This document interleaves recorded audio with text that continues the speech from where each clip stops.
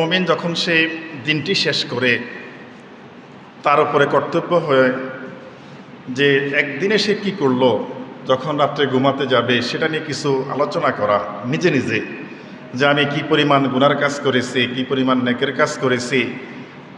যদি গুনাহ হয়ে যায় সেটা থেকে আল্লাহ পাকের কাছে তওবা করা, আর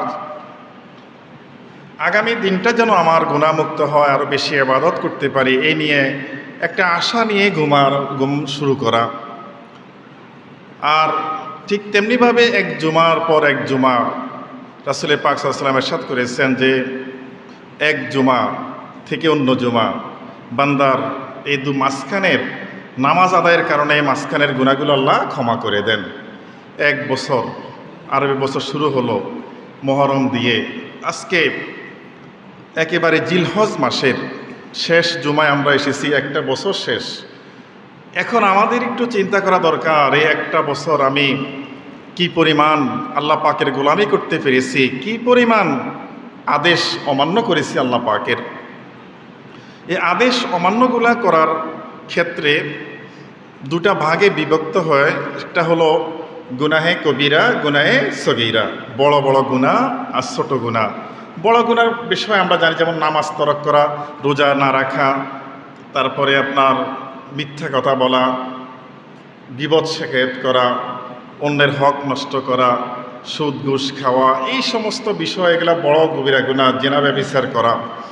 ছোট যে গুনাহগুলো রয়েছে, ছোট সগীরা গুনাহ, সেটা আমাদের অজান্তে গুনাহগুলো হয়ে যায়। এই গুনাহগুলো আল্লাহ পাক বিভিন্ন নেকের মাধ্যমে বান্দা যখন বলতে থাকে রব্বানা আতিনা ফিদ দুনিয়া হাসানা ওয়া ফিল আখিরাতি হাসানাতাও ওয়া কিনা আযাবান নার আল্লাহুম্মা গফির ওয়ারহাম ওয়া আনতা খায়রুর রাহিমিন, বিভিন্নভাবে আল্লাহ পাকের কাছে প্রার্থনা করতে থাকে। আল্লাহ পাক এই ছোটো গুনাহগুলো আল্লাহ পাক এমনিতেই ক্ষমা করে দেন। তবে কবিরা গুনাহ হয়ে গেলে সে কবিরা গুনার কথাগুলো বলে আল্লাহ পাকের কাছে তওবা করে, একবারে খালেস তওবা, জীবনে আর এই গুনাহ করব না, আল্লাহ গুনাহ করেছি, ভুল করেছি, অপরাধ করেছি, আল্লাহ আমাকে ক্ষমা করে দেন, আস্তাগফিরুল্লাহ রব্বি মিন কুল্লি যামবি ওয়া আতুবু ইলাইহি লা হাওলা ওয়ালা কুওয়াতা ইল্লা বিল্লাহিল আলিয়্যিল আযীম। এমনি তওবা ইস্তিগফার করে আল্লাহ পাকের কাছে কান্নাকাটি করলে, অনুনয় বিনয় করলে আল্লাহ পাক বড় গুনাহও ক্ষমা করে দিয়ে থাকেন। গুনাহগুলো নিয়ে কবরে গেলে বান্দা আর সুযোগ নাই, তওবা করার আর সুযোগ নাই। কোরআন শরীফে আল্লাহ পাক বলেন, বিসমিল্লাহির রহমানির রহিম, ইন তাসতানিবু কাবাইরা মা তুনহাউনা আনহু নুকাফির আনকুম সাইয়্যাতিকুম। আল্লাহ বলেন, হে মুমিনগণ, ইন তাসতানিবু কাবাইরা, যদি তোমরা কবিরা গুনাহগুলো ছেড়ে দাও, তাহলে আল্লাহ পাকই স্পষ্ট করে দিয়েছেন কোরআনে মাজিদের মধ্যে, বড় গুনাহ যদি তোমরা ছেড়ে দাও, অর্থাৎ ছোট গুনাহ আছে, বড় গুনাহ আছে। বড় গুনাহ কবিরা গুনাহ যদি তোমরা ছেড়ে দাও, মা তুনহাউনা আনহু, আল্লাহ পাক যে সমস্ত নিষেধ করে দিয়েছেন, যে গুনাহগুলো করার জন্য নিষেধ করছেন, যে অন্যায়গুলো করার জন্য নিষেধ করছেন, অপরাধগুলো আল্লাহ পাক বলছেন এগুলো করা দরকার, করবা না, এই সমস্ত অন্যায় অপরাধগুলো যদি থেকে মানুষ যদি বিরত থাকে, তাহলে নুকাফির আনকুম সাইয়্যাতিকুম, আল্লাহ বলেন তোমাদের এই বড় গুনাহ থেকে বেঁচে থাকার কারণে ছোট গুনাহগুলো আল্লাহ পাক এমনিতেই ক্ষমা করে দিবেন। সুবহানাল্লাহ, আল্লাহ পাকের বাণী। আর আমরা যারা গুনাহ করে ফেলছি, গুনার অনেক সাগর আমাদের পিছন দিক যদি আমরা তাকাই, আমাদের জওয়ান হয়েছি, আমরা বালেগ হয়েছি, তখন থেকে শুরু করে আমরা নামাজ যখন ধরেছি, কতগুলো বছর চলে গেল। এই যে প্রত্যেক দিন 5 ওয়াক্ত নামাজ আমরা নষ্ট করেছি, এই নামাজ তরকের গুনাহ আমাদের আমলনামায় আসছে। রোজা রাখতে পারি নাই, রোজা ফরজ হয়েছে, এই গুনাহ আমাদের আমলনামায় আছে। অন্যায় অপরাধ আমরা করেছি, শয়তানের ফাঁদে পড়ে অনেক গুনাহ আমরা করেছি। এই সমস্ত গুনাহ নিয়ে আমরা যদি আল্লাহ পাকের কাছে চিন্তা করি যে এই গুনাহ নিয়ে আল্লাহ পাকের কাছে আমরা কিভাবে মুখটা দেখাবো, লজ্জা লাগবে, কারণ কোনো উপায় নাই, যেহেতু আমরা অন্যায় করে ফেলছি। এই সমস্ত অপরাধীদের বিষয়ে আল্লাহ পাক কোরআনে মাজিদে বলেন, বিসমিল্লাহির রহমানির রহিম, قل يا عبادي الذين أسرفوا على أنفسهم لا تقنطوا من رحمة الله আল্লাহ বলেন কুল ইয়া ইবাদিয়াল্লাযী হে রাসূল আপনি বলে দেন হে আমার বান্দারা হে আল্লাহর বান্দারা আল্লাযী আসরাফু আলা আনফুসিহিম যারা অন্যায় অপরাধ করতে করতে নিজের আত্মার প্রতি তোমরা জুলুম করেছো আত্মার প্রতি আত্মাটাকে নষ্ট করে দিয়েছো গুনাহের মধ্যে ফেলে দিয়েছো তোমরা চিন্তা করো না যে আল্লাহ পাক তোমাদেরকে ক্ষমা করবে না এরকম চিন্তা নিয়ে তোমরা থাকবা না আল্লাহ পাকের কাছে যদি ক্ষমা চাইতে জানো আল্লাহ ক্ষমা করবেন আর একটা বিষয় আল্লাহ পাক উল্লেখ করেছেন লা তাকনাতু মির রাহমাতিল্লাহ হে বান্দারা তোমরা আল্লাহ পাকের রহমত থেকে কখনো নিরাশ হইও না যত অপরাধ আমরা করে থাকি না কেন আল্লাহর রহমত তার চেয়েও বড় শয়তান আল্লাহ পাকের কাছে বলছে আল্লাহ আপনি আমাকে মারদুদ শয়তান বানিয়ে দিয়েছেন জাহান্নামী করে দিয়েছেন আমি কসম করে বলছি বনি আদমকে আমার সাথে আমি জাহান্নামে নিয়ে যাব কসম করে বলছে আল্লাহর সাথে আল্লাহ পাক বলছেন হে শয়তান তুমি বান্দাকে যতই অপরাধের মধ্যে লিপ্ত করো না কেন বান্দা যখন তওবা করে আমার কাছে আসবে আমি তার পিছনে সব গুনাহ ক্ষমা করে দিব সুবহানাল্লাহ তওবার অনেক গুরুত্ব রয়েছে এই জন্য আল্লাহ পাক বলছেন লা তাকনাতু মির রাহমাতিল্লাহ তোমরা আল্লাহ পাকের রহমত থেকে কখনো নিরাশ হয়ে যাইও না আল্লাহ পাক আল্লাহ আমাদেরকে রহমত করবেন দয়া করবেন আমাদের গুনাহগুলো ক্ষমা করে দিবেন এটা আমাদের আশা থাকতে হবে ইন্নাল্লাহা ইয়াগফিরুয যুনুবা জামিআ আল্লাহ বলেন নিশ্চয় আল্লাহ পাক তোমাদের সমুদয় গুনাহ রাশি ক্ষমা করে দিবেন আল্লাহ পাক গুনাহ ক্ষমাকারী আল্লাহ গুনাহ ক্ষমার জন্য অপেক্ষা করতেছেন বান্দা আল্লাহ পাক এরকম নয় অন্য কেউ বানিয়েছে আল্লাহ পাক সেটা রক্ষণাবেক্ষণ করতেছেন নাউজুবিল্লাহ আল্লাহ পাক নিজে বান্দাকে বানিয়েছেন এই আদমের চেহারাটা আল্লাহ পাক কুদরতি হাতে নিজে নকশা করে দিয়েছেন দুনিয়াতে এত মানুষ আসতেছে কোটি কোটি মানুষ কোনো চেহারার সাথে চেহারা মিল নাই আঙ্গুলের চাপের সাথে অন্য কোনো আঙ্গুলের ফিঙ্গার কোনো মিল নাই এই জন্য এই যে এই শুধু আঙ্গুলের দিকে তাকালে আল্লাহ পাকের সৃষ্টির যে মহান আল্লাহ পাক এটা বোঝা যায় এই আঙ্গুলের এমন রেখা আল্লাহ পাক দিয়েছেন কোনো রেখার সাথে কারো রেখার কোনো মিল নাই শুকরিয়া করতে হবে আল্লাহ পাকের বড়ত্বের বিষয়ে প্রমাণ পাওয়া যায় এসব জায়গার মধ্যে আল্লাহ পাক ক্ষমা করবেন যদি আমরা ক্ষমা চাইতে জানি রাসূল পাক সাল্লাল্লাহু আলাইহি ওয়াসাল্লাম হাদিস শরীফে বলেন আন মুআযিন রাদিয়াল্লাহু তাআলা আনহু قال أوصاني رسول الله صلى الله عليه وسلم بعشر كلمات قال لا تشرك بالله شيئا মুআজ রাদিয়াল্লাহু তাআলা থেকে হাদিস তিনি বলেন রাসূল পাক সাল্লাল্লাহু আলাইহি ওয়াসাল্লাম আমাকে 10টা বিষয়ে উপদেশ দিয়েছেন যেগুলা গুনাহের কাজ অপরাধের কাজ অন্যায়ের কাজ এরকম 10টা বিষয় কি এক লা তুশরিক বিল্লাহি শাইআ প্রথম কথা হে উম্মত আমার তোমরা কখনো আল্লাহ পাকের সাথে শিরক করো না অংশীদার সাব্যস্ত করো না যেরকম বিভিন্ন ধর্মাবলম্বীরা মনে করেন এক এক মূর্তি বানাই বলে এই আমার জ্ঞানের মূর্তি এর পূজা করলে আমাদের জ্ঞান বৃদ্ধি পাবে সম্পদের আছে তারপরে কল্যাণের আছে তারপরে সুখ দুঃখের আছে বিপদ থেকে রক্ষাকার বিভিন্নভাবে মূর্তি তৈরি করে আর মাধ্যম করে যে এদের পূজা করলে আল্লাহ পাক মানে সৃষ্টিকর্তা আমাকে রক্ষা করবেন জান্নাত তো বলে নাই তারা বলে স্বর্গ দিবেন না হলে নরক দিবেন এই যে মাঝখানে যে অংশীদার সাব্যস্ত করে ফেললো আল্লাহ পাক আমাদের খালেক সৃষ্টিকারী আল্লাহ পাক আমাদের রিজিক রাজ্জাক রিজিক দাতা আল্লাহ পাক আমাদের হায়াতের মালিক আল্লাহ মৌতের মালিক আল্লাহ এই সকল বিষয়ে কোনো কারো সাথে আল্লাহ পাকের সাথে অংশীদার সাব্যস্ত করা যাবে না আল্লাহ রাসূল বলছেন লা তুশরিক বিল্লাহি শাইআ আল্লাহ পাকের সাথে কোনো অংশীদার সাব্যস্ত করা যাবে না যদি তোমাকে বাধ্য করা হয় যে তুমি আল্লাহ পাকের সাথে অংশীদার সাব্যস্ত করো বাধ্য করার পরে আল্লাহ রাসূল বলেন ওয়া ইন কুতিলতা ওয়া হুররিকতা যদি তোমাকে হত্যা করে ফেলে অথবা তোমাকে যদি আগুনে পুড়িয়ে ফেলে তারপর আল্লাহ পাকের সাথে শিরক করা যাবে না ইব্রাহিম আলাইহিস সালাম শুধু বলছে যে তুমি এক আল্লাহ ছেড়ে দাও আগুনও নিক্ষেপ করে দিয়েছে সে আগুন তাকে স্পর্শ করে না তোমাকে যদি আগুনে নিক্ষেপ করে দেয় তুমি জ্বলে ছাই হয়ে যাও যেমন দাজ্জাল আসবে দাজ্জালে সেরকম যারা ঈমানদার এদেরকে একেবারে আগুনে নিক্ষেপ করে দিবে, পুরো ছাই হয়ে যাবে। না, এটা হলেও আল্লাহ পাকের সাথে কাউকে শিরক করা যাবে না, আল্লাহ নিষেধ করে দিয়েছেন।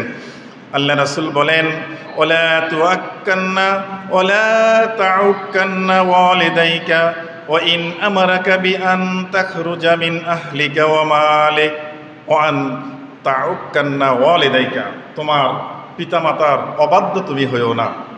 নিষেধ, এর কবিরা গুনাহ, চরম গুনাহের কাজ। যদি পিতামাতার কথা অবাধ্য হও তাহলে চিন্তা করবে যে তোমার আমল তো কোনোই কাজে আসবে না, কারণ পিতামাতার পায়ের নিচেই সন্তানের কি জান্নাত। অর্থাৎ পিতামাতাকে সন্তুষ্ট করে যদি সন্তান থাকতে পারে, সে এর খাতিরে আল্লাহ পাক তাকে জান্নাতের সুব্যবস্থা করে দিবেন। আর আমাদের সমাজের মধ্যে এই যারা ছোট রয়েছে তারা তো না বোঝার কারণে পিতামাতার কথা শুনে না। যারা বড় হয়েছে পিতামাতা তাদেরকে ভালোর জন্য ডাক দেয়, তারা ভালো কথাটা বুঝতে চায় না, অবাধ্য করে ফেলে, অন্য মানুষের সাথে ভালো আচরণ করে, পিতামাতার কাছে আসলে ধমক দিয়ে কথা বলে বা তারপরে গালাগালি করে। এটা সম্পূর্ণ নিষেধ। যুবকদেরকে চিন্তা করতে হবে, যাদের পিতামাতা আছে, বিশেষ করে যদি বৃদ্ধ হয়ে যায় পিতামাতা, তারা ছোটদের মতো হয়ে যায়, একেবারে ছোট মানুষ যেরকম আচরণ করে এরাও মনে করেন একই রকম করে। তারপরও পিতামাতার অবাধ্য হওয়া যাবে না, কষ্ট দেওয়া যাবে না, নিষেধ। আল্লাহ রাসূল বলেন যে যদি আমার মিন আহলিকা ওয়া মালিক, যদি পিতামাতা তোমাকে বলে এই তুমি আমার বাড়ি থেকে বের হয়ে যাও, অথবা আমার কোনো সম্পদ তুমি পাবে না, আমার কোনো সম্পদ পাবে না, আমার কোনো পরিচয় তুমি দিতে পারবে না, এরকমও যদি বাধ্য করে, তারপরও পিতামাতার অবাধ্য হওয়া যাবে না। নবীজি নিষেধ করেছেন, এটা গুনাহের কাজ, চরম গুনাহের কাজ। আল্লাহ রাসূল বলেন, ওয়ালা তাতরুকান্না সালাতাম মাকতুবাতাম মুতাআম্মিদান, 5 ওয়াক্ত নামাজ, পাঞ্জেগানা নামাজ, এই নামাজ কোনো অবস্থায় নষ্ট করা যাবে না, তরক করা যাবে না। এটা আল্লাহ রাসূল বলছেন, যদি কোনো ব্যক্তি মুতাআম্মাদান, যদি স্বইচ্ছা করে সময় আছে নামাজটা না পড়লো, বিভিন্নভাবে বন্ধুবান্ধবের সাথে বিভিন্ন দুনিয়ার বিভিন্ন কাজে, দোকানের কাজে হোক, ক্ষেতের কাজে হোক, অথবা চলাফেরার কাজে হোক, যে কোনোভাবে সে যদি ইচ্ছা করে নামাজ নষ্ট করে দেয়, আল্লাহ রাসূল বলছেন ফাইন্না মান তারাকা সালাতাম মাকতুবাতাম মুতাআম্মিদান ফাকাদ বারিয়াত মিনহু জিম্মাতাল্লাহ। আল্লাহ রাসূল বলেন, যদি কেউ ইচ্ছা করে এরকম নামাজ নষ্ট করে দেয়, তাহলে ওই ব্যক্তি আল্লাহ পাকের দায়িত্ব থেকে, রক্ষণাবেক্ষণ থেকে সে বাদ পড়ে যায়। নাউজুবিল্লাহ। যদি কেউ আল্লাহ পাক যদি কাউকে রক্ষণাবেক্ষণ না করেন, বুঝতে হবে এই লোকটার বিপদের আর শেষ নাই। দেখবেন একেবারে আপনি হাঁটে গেছেন, পিছন দিয়ে একটা লোক হেঁটে আসছে, একটু ছোট কোণার মধ্যে ধাক্কা পড়ে বস বাড়িটা ফেটে গেল, কয়েক লাখ চলে গেল, কষ্ট তো পাইল। হতে পারে আল্লাহ পাক এই বিপদ থেকে আল্লাহ পাক রক্ষা করেন। নামাজ অন্যায় থেকে বিরত রাখে। ইন্নাস সালাতা তানহা আনিল ফাহশাই ওয়াল মুনকার। আল্লাহ বলেন যে নামাজ যদি সুন্দর মতো পড়তে পারো, তাহলে তোমাদের অশ্লীল বেহায়াপনা যে কাজগুলো রয়েছে, খারাপ কাজ রয়েছে, এই নামাজিকে নামাজ পড়ার কারণে এই নামাজটাই তাকে এগুলা থেকে দূরে রাখে। কারণ ওই যে বন্দার মনের মধ্যে নামাজের আসর যতক্ষণ থাকে, অতক্ষণ কোনো অপরাধ করলে সে চিন্তা করে আমার এই অপরাধ করা তো ঠিক হবে না, কারণ এই অপরাধ করলে আমি আল্লাহ পাকের কাছে কি জবাব দিব। আল্লাহ রাসূল বলেন, ওয়ালা তাশরাবান্না খামরান ফাইন্না রাসু কুল্লু ফাহিশাতিন, তোমরা মদ পান করো না, কারণ মদটা পান করলে মাথাটা নষ্ট হয়ে যায়, যে কোনো অপরাধ বন্দাটা করে ফেলতে পারে। এই জন্য আল্লাহ রাসূল বলছে, লা তাশরাবান্নাল খামরা, তোমরা মদ পান করো না। মদে বা যত পার্সেন্ট হোক, যত 1 চামচ হোক না কেন, কোনো অবস্থায় মদ নেওয়া যাবে না, এটা হারাম। এটা করলে আল্লাহ পাক তার জন্য কঠিন শাস্তির ব্যবস্থা করেছেন। ফাইন্নাল খামরা রাসু কুল্লু ফাহিশাতিন ওয়া ইয়াকা ওয়াল মাসিয়াতি ফাইন্না বিমাসিয়াতি হাল্লা সাখাতাল্লাহ। আল্লাহ বলছেন, যাবতীয় অশ্লীল কাজ যেগুলো রয়েছে, ফাহিশা কাজ আপনি মনে করেন চলতেছেন ভালো একজন মানুষের মতো, আপনি দেখবেন খালি গায়ে আপনি হাঁটতেছেন, যদিও এটা কোনো বড় ধরনের গুনাহ হইতেছে না, তারপরেও সমাজ এটা আপনাকে সুন্দর মতো দেখে না, এটা কাজটা মানুষ পছন্দ করে না। একটা গালি দিয়ে ফেললেন, আপনি গালি দিয়ে কথা বললেন, এটা আপনি মনে করতেছেন আপনি কথার সাথে বলতেছেন, কিন্তু না, এটা ফাহেসা। আপনি চলতেছেন, চলাফেরার মধ্যে উচ্ছৃঙ্খল ভাব দেখালেন, এটা ফাহেসা কাজ। এই ফাহেসা কাজের মধ্যে কোনো অবস্থা যাওয়া যাবে না, কারণ মাসিয়াতে এবং কোনো গুনাহের মধ্যে লিপ্ত হওয়া যাবে না। যদি এগুলা হয়, আল্লাহ রাসূল বলেন ফা ইন্না বিল মাসিয়াতি হাল্লা সাখাতাল্লাহ, এই যে গুনার কাজগুলা করলে আল্লাহ পাক তাদের প্রতি ক্রোধ হয়ে যান, অসন্তুষ্ট হয়ে যান। আর বান্দার প্রতি অসন্তুষ্ট হয়ে গেলে বান্দার বিপদ ছাড়া কিছুই থাকবে না। আল্লাহ রাসূল বলেন ওয়াইয়াকা ওয়াল ফিরারা মিনাজ যাহফি ফাইন হালাকান নাস, যদি আল্লাহ রাসূল বলছেন তোমরা যুদ্ধক্ষেত্র থেকে পলায়ন করো না। যেমন যুদ্ধ চলতেছে আজকে ইরান ইসরায়েল, ইরান থেকে মানুষ যদি মনে করে যে আমি সকল সৈন্যরা মনে করে আমি চলে যাব, না, এটা নিষেধ শরীয়তে। আল্লাহ রাসূল হাদিস শরীফে বলছেন, আল্লাহ পাক এটা হারাম করে দিয়েছেন যে যখন যুদ্ধ শুরু হয়ে যায় মুসলমান সেখান থেকে পলায়ন করার সুযোগ নাই। কারণ মুসলমানের একটাই আকাঙ্ক্ষা থাকবে, যুদ্ধ করে যদি আমি বাঁচতে পারি আমি গাজী হয়ে যাব, যদি আমি হত্যা হয়ে যাই আমি আল্লাহ পাকের কাছে শহীদ হয়ে আল্লাহ পাকের কাছে যাব। এজন্য নিষেধ, যুদ্ধক্ষেত্র থেকে পালন করা নিষেধ। ও ইজা সাবান্নাসু মাউতান, যদি সকল মানুষও মৃত্যুবরণ করে তোমার চোখের সামনে, তারপরও সেখান থেকে পলায়ন করা যাবে না। ও আনতা ফি কাফাম ফা আসবুতা, আর বলছে যে যদি কোনো মহামারী দেখা দেয়, ফাইজা আসাবান্নাস মাউতান, কোনো মহামারী দেখা দেয়, সেই মহামারী অঞ্চল থেকে মানুষ যেন না চলে যায়, সেখানে আত্মরক্ষা করবে। যেমন এখন করোনার একটা ভাব আবার আসতেছে বিভিন্ন দেশে, যেমন ইন্ডিয়াতে অনেক ছড়িয়ে পড়ছে, বাংলাদেশে শনাক্ত শুরু হয়ে গেছে আবার করোনার মতো এরকম একটা বড় জিনিস, যেটা আত্মঘাতী, মানুষ আপনার ঠিকমতো চলতে পারে না। আর এটা বর্তমান যে অবস্থা, এটা এরকম জ্বর বোঝা যায় না, তারপরে এরকম তাপমাত্রা কোনো বেড়ে যায় না, বরং ভিতরে ভিতরে তার অঙ্গ প্রত্যঙ্গগুলোকে নষ্ট করে ফেলে, অস্থির লাগে, হাঁটতে পারে না, বিভিন্ন সমস্যা বর্তমানেই করোনার মধ্যে এখনকার সিমটম যেটা আছে। তো এরকম যদি হয় তখন এক দেশ এক অঞ্চল থেকে অন্য অঞ্চলে আল্লাহ রাসূল বলছে তোমরা যেও না। আল্লাহ রাসূল বলেন ও আনফিক আলা আয়ালিকা মিন তুলিকা, আল্লাহ রাসূল বলছেন তোমরা খরচ করো, আনফিক খরচ করো, আন আয়ালিকা তোমার পরিবারের জন্য।